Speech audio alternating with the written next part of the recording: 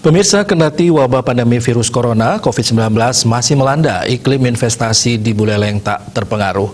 Dengan penerapan aplikasi online Single Submission Risk-Based Approach, minat investasi di Buleleng selama 2021 naik 4 kali lipat atau sebesar 400% dibanding tahun sebelumnya. Data dikumpulkan di Dinas Penanaman Modal dan Perizinan Terpadu Satu Pintu DP MPTSP Buleleng.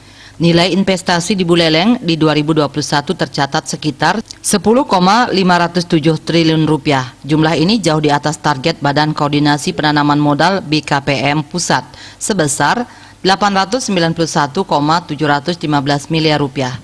Kepala DP MPTSP Buleleng Madi Kuta mengatakan tingginya nilai investasi berpengaruh pada tingkat perekonomian di Buleleng. Dari kondisi itu, pihaknya yakin kalau perekonomian di Bali Utara akan lebih baik.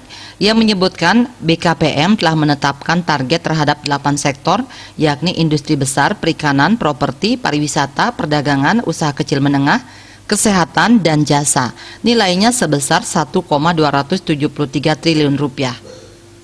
Menurut Kuta, sektor tersebut terbagi dalam 2 model perizinan, yakni penanaman modal asing PMA dan penanaman modal dalam negeri PMDN.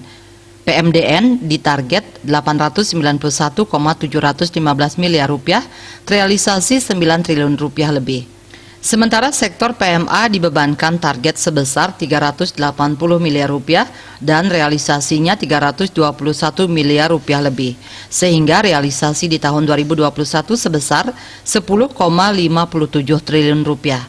Perbandingan nilai investasi di 2020 dengan target dari BPKM Pusat 1,243 triliun rupiah tercapai hanya 40% dari total target.